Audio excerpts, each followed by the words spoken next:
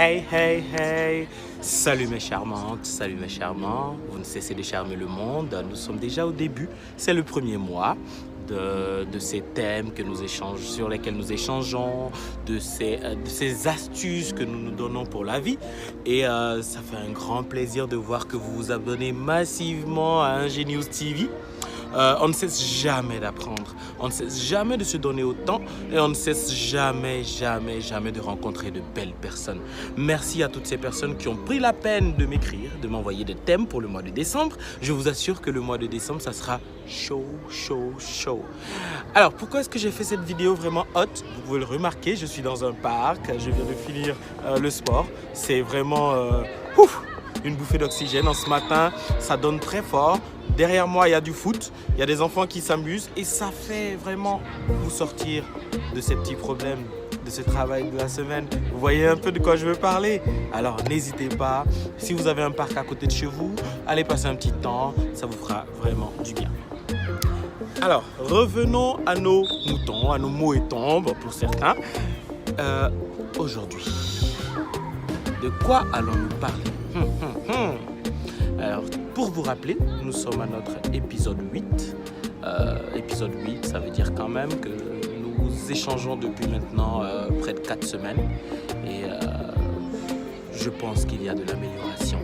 Je pense qu'il y a vraiment en moi-même déjà quelque chose de nouveau, quelque chose d'intéressant.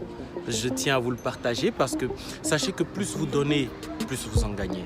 Parce que certains ont tendance à croire qu'en donnant, le peu qu'ils ont leur est retiré. Non, au contraire, lorsque vous donnez de vous, lorsque vous donnez de ce que vous savez, de ce que vous avez appris, vous en gagnez plus.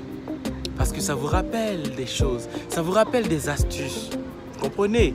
Donc n'hésitez pas à partager. N'hésitez pas à aider une personne avec ces petits échanges que nous avons. D'ailleurs, j'ai vu une amie qui a fait le partage sur son statut WhatsApp. Ça m'a vraiment étonné. J'avoue que pour toi, vraiment, c'est un gros bisou.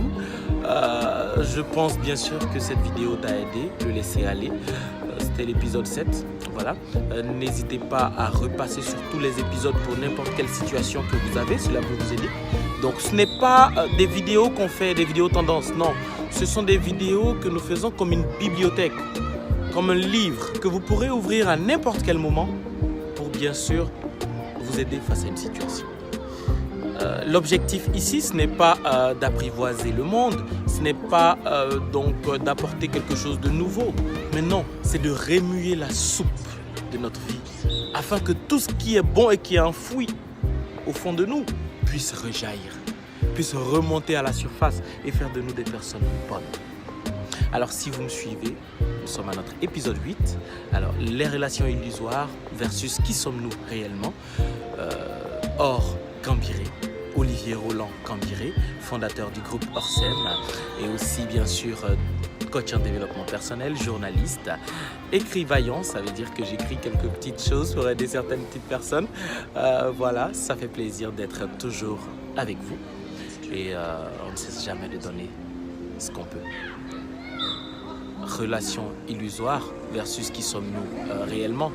Alors moi tout de suite, ce que cela m'envoie, c'est que de nos jours, nous sommes en proie à des relations, nous sommes en proie à des échanges, nous sommes en proie à des rencontres qui ne sont pas forcément ce que nous voulons, qui ne sont pas forcément ce dont nous avons besoin.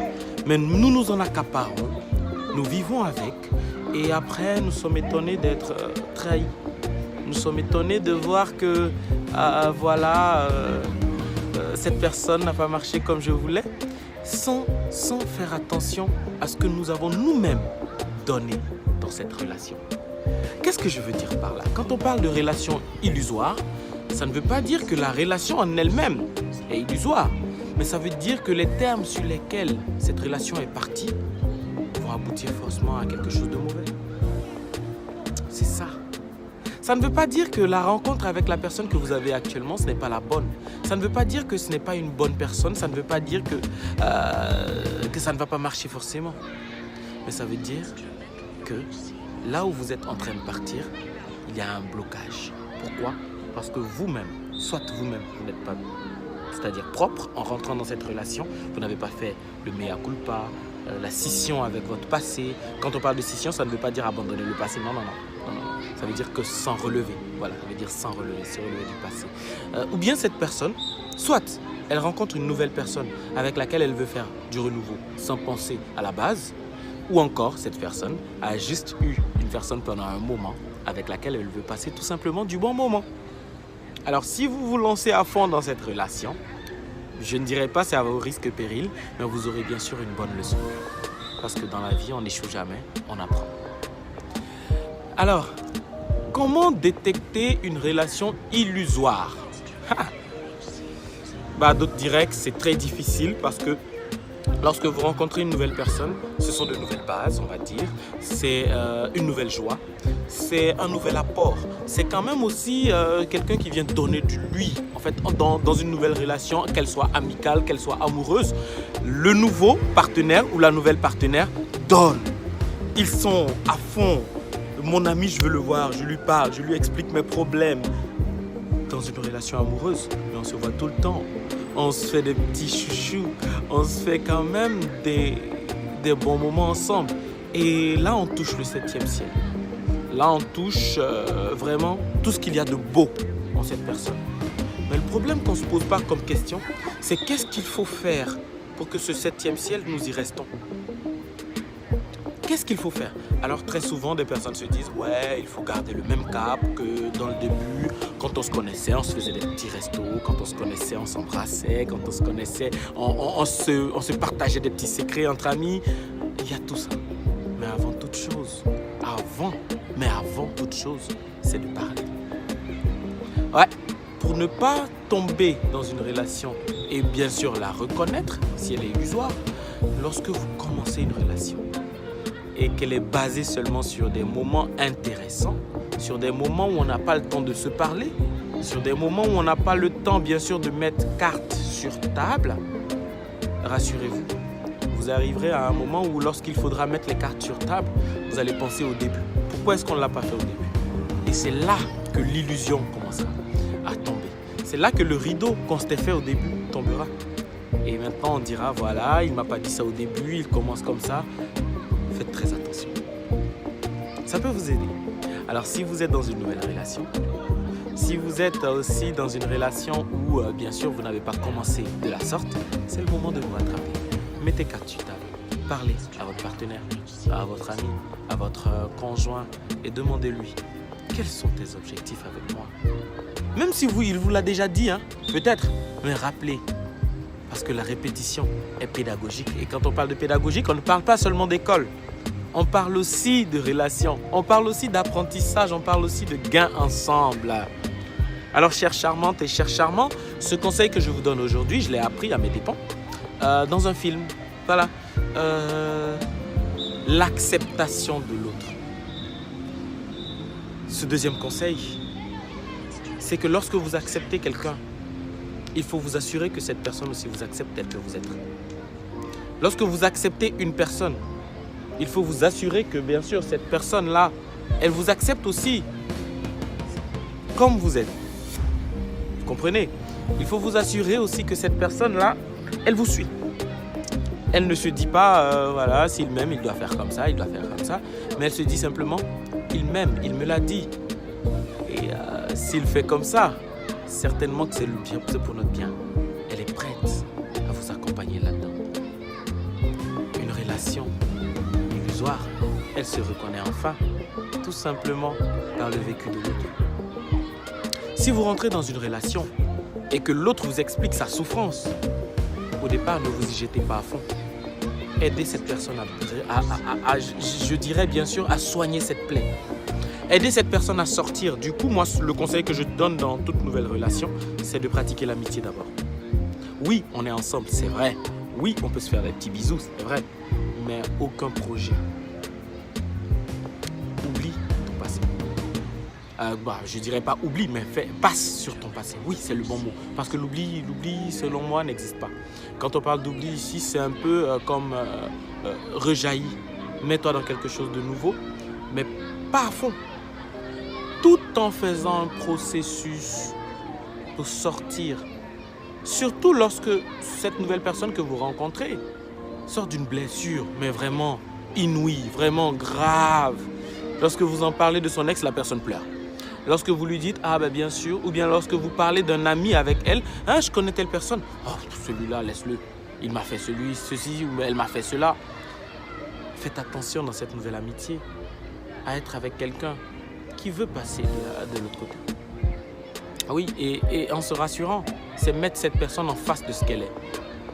Mettre cette personne en face de la responsabilité de son acte avec l'autre. Qu'est-ce qui s'est passé? Pourquoi est-ce que ça s'est passé? Qu'est-ce que tu as pu faire et qui a poussé l'autre à te trahir? Ce sont des questions qui paraissent peut-être banales, ou on va dire des questions qui n'arrangent peut-être pas. Mais ce sont des questions quand même qui mettent l'autre en face de son problème. Qui font que l'autre se dit, mais tiens, c'est vrai. Tout de même, si mon ancien ami ou mon ancien copain a voulu qu'on se sépare, c'est peut-être parce que j'étais comme ça aussi. Et si aujourd'hui, je m'arrange, peut-être que je vais aider l'autre avec qui je suis. Ou peut-être que je vais aider mon ancien copain qui m'a dit, voilà, règle ça et on se verra. Tout est dans notre manière de concevoir les choses. Et si notre manière de concevoir les choses, c'est de faire la technique du saut de puce, lorsqu'ici c'est pas bon, je saute là. Je vous assure que vous sauterez comme des puces tout le temps de votre vie. Évitez. Évitez de passer d'un cap à l'autre sans faire le pont sur l'autre cap. Parce que sincèrement, vous blesserez.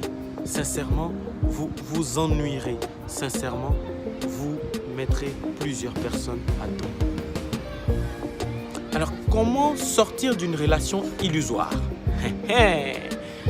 Sortir d'une relation illusoire, ce n'est pas forcément quitter cette relation. Ce n'est pas forcément abandonner cette relation.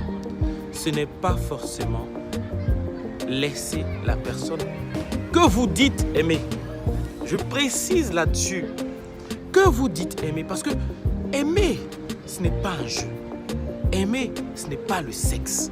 Aimer, ce n'est pas ce que vous sentez dans votre cœur. Aimer, c'est le partage.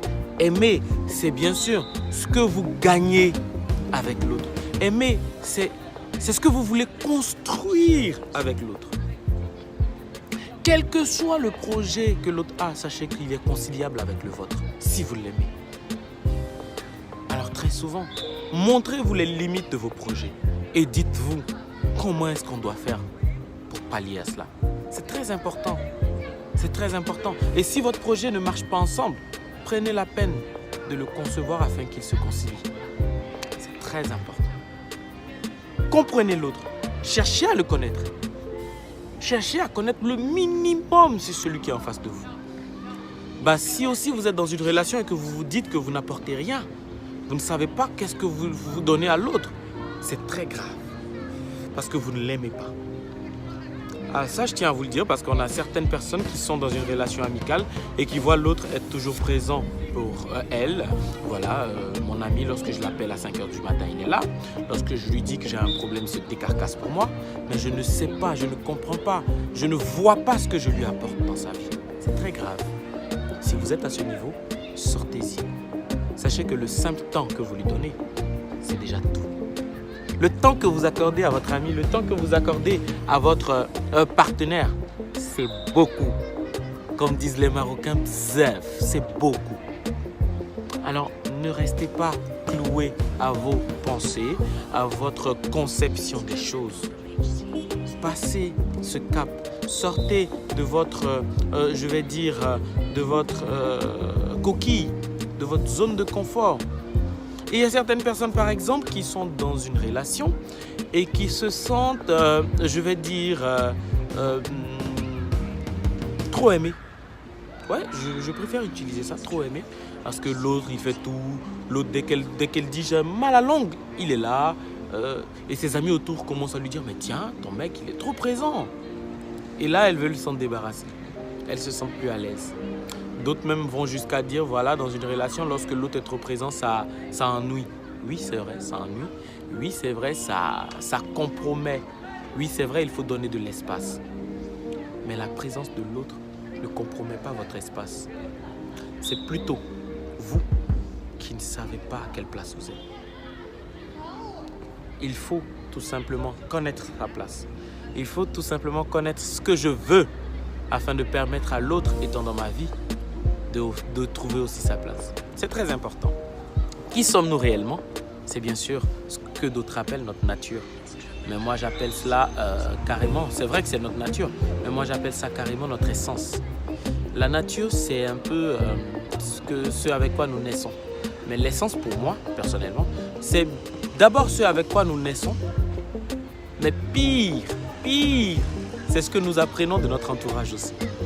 Ça fait de nous une essence. Ça fait de nous, bien sûr, un prototype de personne. Et ce prototype de personne-là, pour rien au monde, ne permettait à quelqu'un de le changer à coups de bâton. À force. Si tu ne marches pas comme ça, tu ne peux pas être avec moi. Si tu ne fais pas ceci, tu ne peux pas être avec moi. Mais marcher avec quelqu'un qui vous dit, par exemple, je sens un potentiel en toi. Et tu ne n'y es pas. Alors, tant que tu n'as pas ce potentiel, on marchera comme ça. Et lorsque tu l'auras, je viendrai vers toi. C'est un ami. C'est une personne qui veut de votre bien. C'est une personne qui cherche à ce que vous vous améliorez. Mais une personne qui dit, moi, moi, par exemple, j'aime les sorties. Si tu ne sors pas assez, on ne peut pas marcher ensemble. Ce n'est pas un ami. Parce qu'il ne connaît pas votre valeur. Il ne sait pas qu'est-ce que vous pouvez lui apporter. Pour lui, ce que vous pouvez lui apporter, c'est seulement dans les sorties, c'est seulement dans les restos.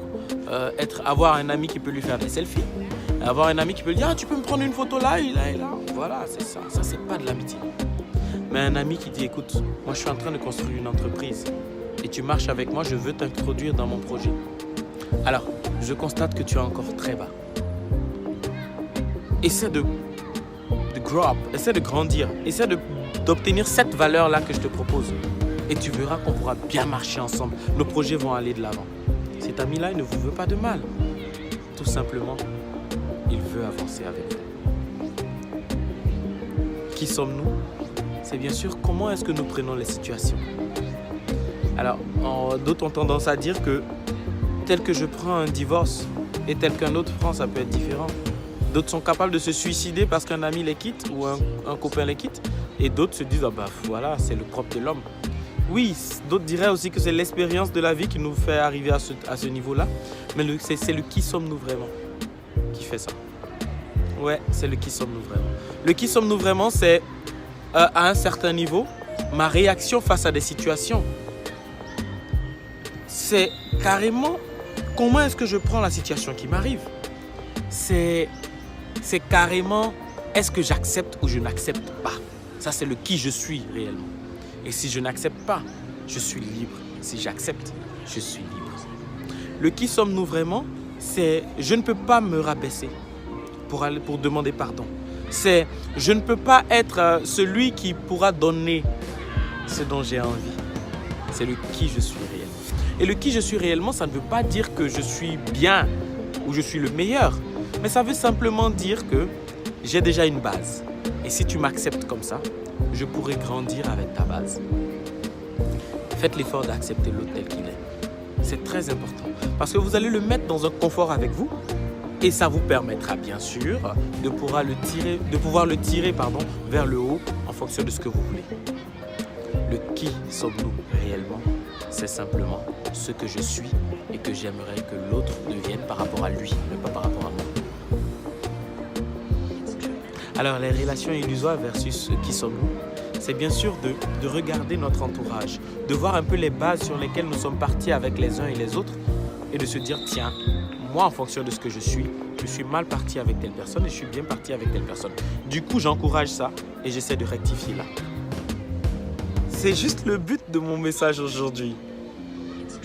C'est tout. Donc, n'hésitez surtout pas à regarder au très fond de vous. N'hésitez surtout pas à rentrer dans cette coquille-là à nouveau, même si elle fait peur, à la regarder en face et à la briser. Quitte à ce qu'elle nous fasse mal un moment, mais au moins qu'elle nous délivre. C'est ce que je voulais partager avec vous. Alors mes charmants, mes charmantes, n'hésitez surtout pas. Charmer le monde, ce n'est pas facile, mais ce n'est pas impossible. Avec ce en quoi vous croyez, avec vos objectifs, vous pourriez vous mettre tout le monde en face. Vous pourriez vous mettre tout le monde devant. Tous ceux qui étaient à dos seront devant en train de vous acclamer. Pourquoi? Parce que vous aurez choisi d'être vous-même. Et vous-même dans le sens de ne pas empiéter sur l'autre. Voilà, merci beaucoup. Merci d'avoir suivi cet épisode 8. J'espère encore que j'ai été un peu à la hauteur. On ne cesse jamais de s'améliorer. Je veux m'améliorer avec vous. Voilà pourquoi je vous demande de partager, de liker, de commenter et bien sûr de vous abonner. Activez aussi la petite cloche de notification pour ne manquer aucune de mes vidéos. Et bien sûr, si vous n'êtes pas à jour, rattrapez-vous. On est au 8e épisode. Il y en a 7 derrière. Tous les épisodes de mieux en mieux se sont améliorés avec des conseils. Mais je vous dis, pas comme les autres. Alors, n'hésitez pas à prendre ces conseils, n'hésitez pas à charmer le monde. Et bien sûr, comme je vous le dis, on a des masterclass qui sont mises en place, qui sont en train de commencer à faire grandir le monde. Et bien sûr, je vous demande à vous, chers étudiants, à vous, président de bureau des étudiants, de rentrer en contact avec Orsem Group par le biais de mon mail que je vais vous partager.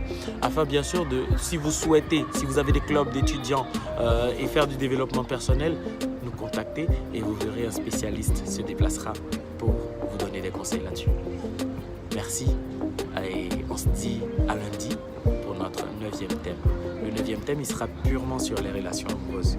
Ne manquez pas le rendez-vous. Ciao. Charmez le monde.